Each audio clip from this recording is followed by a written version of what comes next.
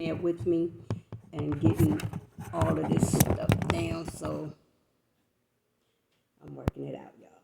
And y'all are with me. Thank you. So, like I was saying, I'm talking about movement and expressing movement and how you want that to be done.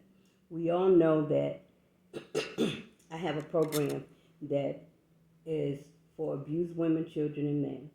One of the biggest things that has to be addressed is being able to express what is on the inside of you. What is being what is being disruptive in your system? What is holding you back? What is keeping you from moving forward? So because of that, I wanted to discuss movement and moving with results. Does that make sense? So here we go. Let's find out first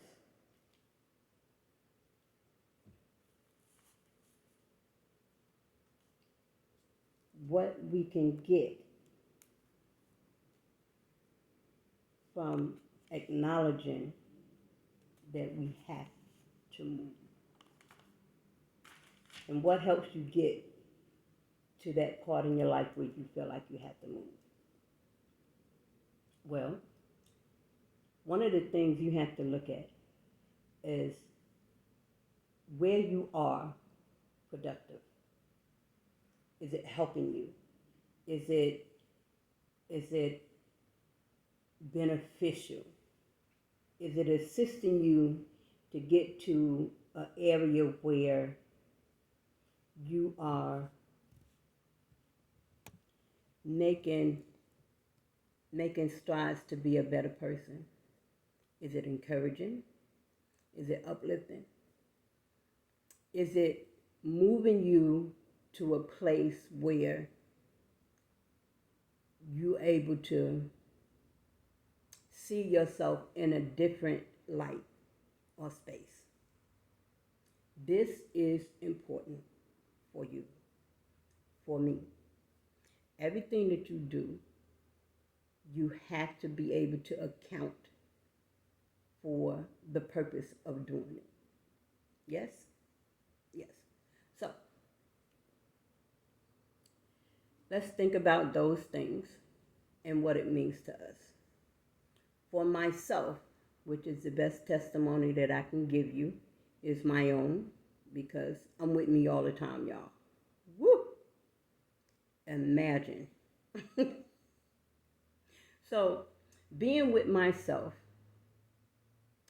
and coming from an abusive relationship, everything I do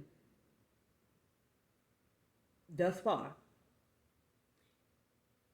I have to find out, is it going to put me in a position of where I'm bound? Is it going to put me in a position where I have to be fearful? Is it going to put me in a position where I am not going to be mobile? Am I going to be limited? Am I going to be able to voice my opinion? Because one of the worst things that you can do to someone, is silence them. One of the things that people say is that certain people should be seen, not heard. Well, is that so? That's my question. Because if they are to be seen and not heard, how will you ever know what they have? What is their life? What are they bringing to the table? So this would be a movement for Sandra, where I have to be somewhere where I can't talk at my liberty, then that would be a problem. There we have We got a situation, y'all. So, addressing those different areas in your life of where your movement would be hindered, then it takes a lot of investigating so that you will know what it is you must do to be able to get to the next level of seeing some type of results from your movement. Make sense? Yes? One of the things in examining your movements, and if you're going to see results, is to definitely sit down and find out if there's going to be any type of pain from the movement that you choose to do. Example, you're told to do some exercises when you get up in the morning. Let's do a few stretches. So you stretch, stretch, stretch, and then you feel that hurt. Okay, now you move your arm to a place that's more comfortable, right? You don't want to do that position again. However, in order to find out where the pain is coming from, you might have to revisit that position. Even if it's not physically doing it. Does that make sense? Even if you're not physically doing it, you still have to revisit that position. Okay? In your mind, you're going to have to go through all of the steps that you did up until the point of when that pain hit you, so that you could find out exactly what and where this discomfort is coming from. And then you can find out, you can do a better investigation. So if you're going back, okay, I was like this, you go slower, okay. Well, it's not hurting when I go slow. Okay. So when I go fast, it's right there. It's right there, and it shoots to here. You understand what I'm saying? You have to be able to work out those questions.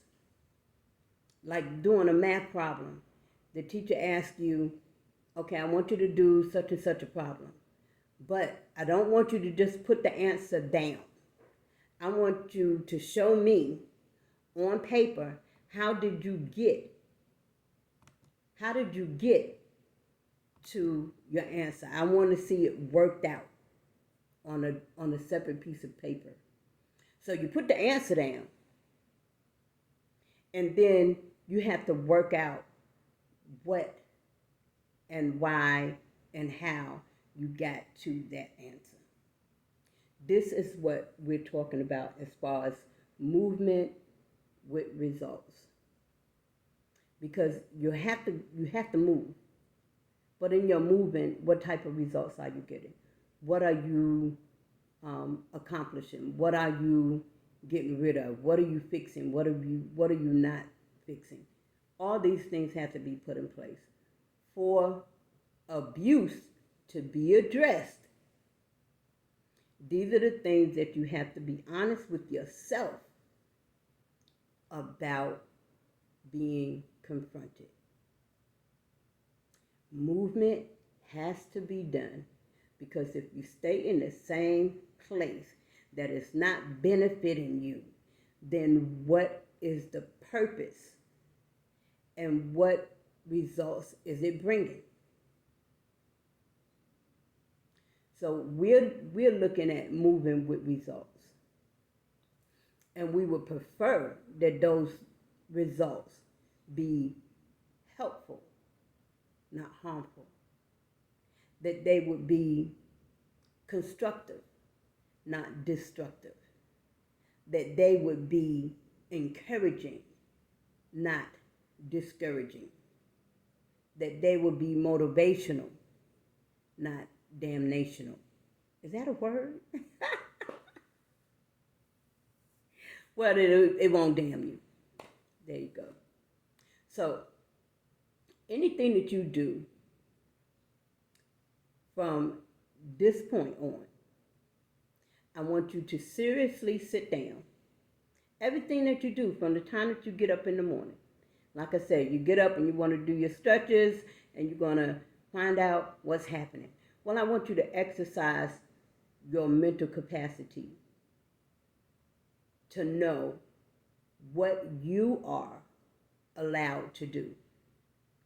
And I don't want you to do it by your own merits.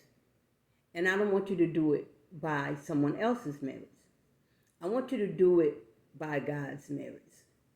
I want you to find out what is it He said you can do. Perfect example. It's always said, well, God said that you can do all things through Jesus Christ, which makes it possible. Okay, so now in your movement, you have a knowledge that you can actually do everything you need to do. But what's missing? You will have to be able to do it in Christ. Well, how do you get there? Well, the scriptures talks about us being led by the Holy Spirit. This is how He is able to know who is obedient to the word, to the Father, and who is not. Because He says that my children they'll know my voice and they won't follow a stranger. You see what I'm saying? So in doing everything that you do, you have to adjust your thought process so that you will be able to understand what this movement is, how to go about it, and what exactly helps you to get results with that movement. Make sense? Okay. So the exercise I want you all to do is when you get up in the morning, without complaining about how early it is in the day, how much work you have to do, where you don't want to go, I want you to stop and just say thank you. Just say thank you. Thank you for waking me up. Find everything that you could be thankful for in that moment of being up. Thank you for letting your sun shine. Even if it's raining, thank you for letting it rain. At this point right now, where we are now, where it is extremely hot, and of course it hasn't gotten to the unbearable state yet, but it's definitely hot. So there's a pollen. For each month, there's a different pollen and or pollens that come to cover everything. It don't matter where it goes. It covers everything because its job is to repollinate. to be the seed to go and grow something else like itself. Right? So when I tell you that is so aggravating because pollen gets on you, you're breathing it in, and then you got the sneezes and the itches and the eyes watering and everything, including the heat messing with you. And now the wind's job is to take the pollen and blow it to its prospective places so that it will do its job. So everything has its job.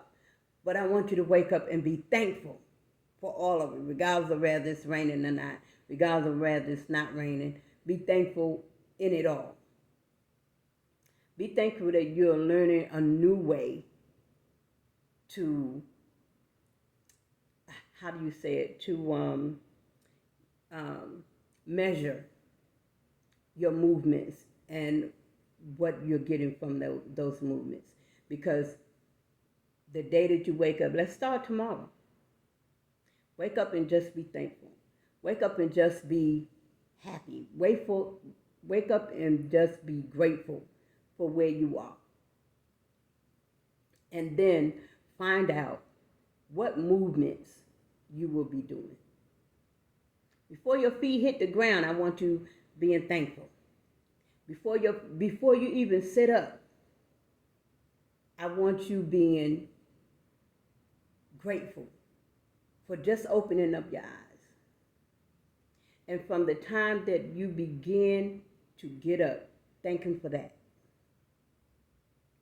I thank you for letting me be able to sit up.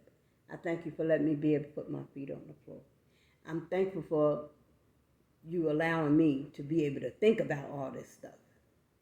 See how many things you come up with that you're thankful for. I know for one thing, and I know this is true for everybody. Thank you that I can get to the bathroom. What? There's nothing like that morning, gotta go. There's no stopping it. I gotta go, and I gotta go now. Excuse me, I gotta wake up, but I gotta go. We even try to hurry up and put ourselves back to sleep just so we don't have to go to bed. But okay, wait. Let me hurry up and go back to sleep because I need this extra 20 minutes, and you don't want to give that time to go into the bathroom. Oh my God. But if you don't hurry up and get back to sleep, your body is waking you up telling you got to go to the bathroom. Let's go. I'm not playing. Because if you don't go, it's going to be, you're going to have a waterbed. Instant. So I want you to get up and think about every single thing that you do from that time of you opening your eyes. Think about every movement as you thanking him. Every movement from brushing your teeth to washing your face to getting water to getting your clothes out to getting dressed to everything that you do. I want you to just be thankful and thank him. I thank you for it. When you get to the middle of the day, I want you to sit down, write on a piece of paper how these movements that you implemented in your day, how have they been productive movements? Or even had they been productive movements? And what are the results that are coming from them? Continue on your way until the end of the day, continuing being thankful and grateful for everything. Somebody comes up to you and they want to have a conversation. I'm so thankful I can have this conversation with you. Okay. Yeah, I'm really grateful. I can move my mouth because I'm learning that life and death is in the power of the tongue. Doing these things, it might seem menial, it might seem minute, it might seem useless, but I promise you, when you get through your day and you have written down all of these things, and you get to see how many things you have been blessed to be able to move with, and then be able to see what was the effectiveness of these moves. Because without getting up in the morning, we already established that you just might have a waterbed. Facts. Or you have to wait for someone to come and help you to get to the proper place, to get to a bathroom so that you can use the bathroom. So breaking all these things down into the sizes that you are able. Hey, Ashia, glad to see you. Where you are able to have everything understood that you are able to be able, yes, able to be able. That's a blessing in itself.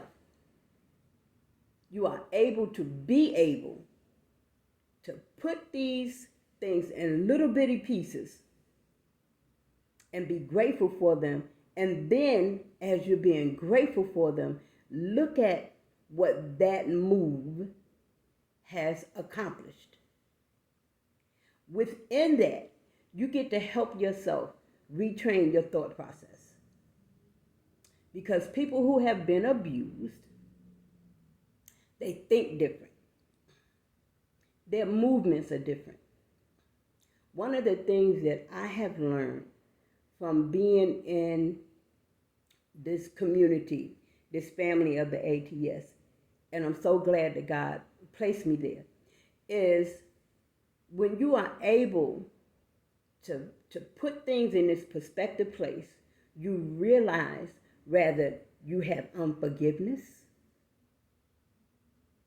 Yeah. And with unforgiveness, movements come with that. When you are unforgiving toward anyone, there are movements that come with that. There is an attachment. How so? Example. So,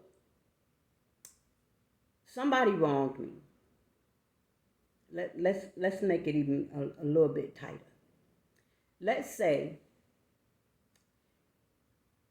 you're driving and you get to the grocery store and you see a parking space that's close to the store. You don't have to walk. Well, walk far.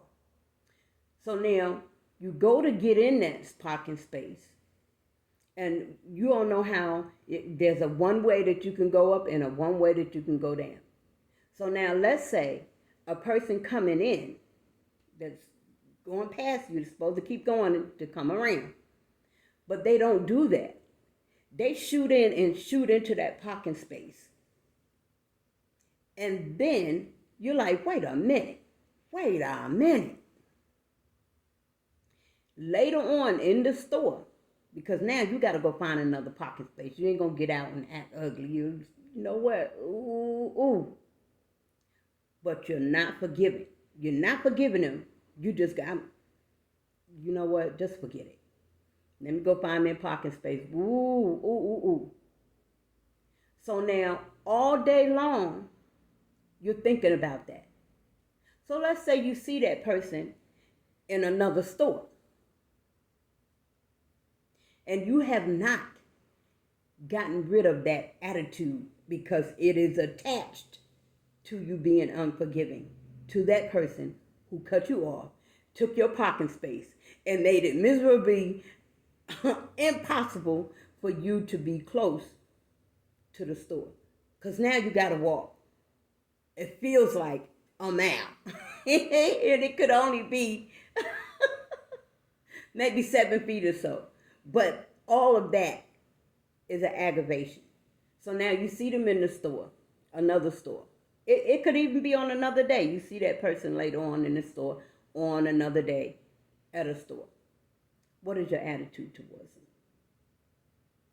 them? Look at it. Because I want you to understand. I want you to get this. You have to understand that your thought process holds you accountable for everything that you think against someone else, and make you unable to grab something else to put in that place because you're not aware of it. You can never grasp anything that you're not aware of because you're not aware of it. But this is where you have to become real with yourself. This is why I'm saying, now, how does that feel? What are you feeling about that person? Ooh, what do you want to say to them? What are you going to say? Now, having said all of that, and I want you to be honest, because you have people that say, well, I would be just as nice. I wouldn't say, no. Whatever. And I'm saying that, whatever.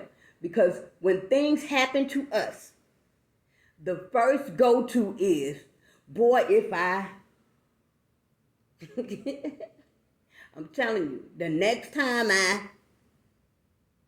See, because we have to be honest with ourselves. And being with the ATS team, I had to be honest with myself. There are so many things that was attached to me being unforgiving toward someone who had been doing me and my family wrong. So now I have to search and find what is attached to that which has offended me. So now you have to make the transfer. You have to make the transfer from allowing this unforgiveness to get into you to the point where now your movement is only according to the unforgiveness. And there's no freedom in unforgiveness. You're bound to being unforgiving. Right? So when you're trying to be forgiven, you're bound to not being forgiven. I'm not going to do that. That's no. Well, all you got to do, okay, well, let's sit down. Let's talk about it. Nope. That's a movement right there. Nope. I'm not going to do it. They did me wrong. They did such. You got a list that goes with it. I could have did this, and you know how much time they took? I had to go all the way back around and then find, and then all they had to do was go ahead and move. They knew I wanted that. They know what they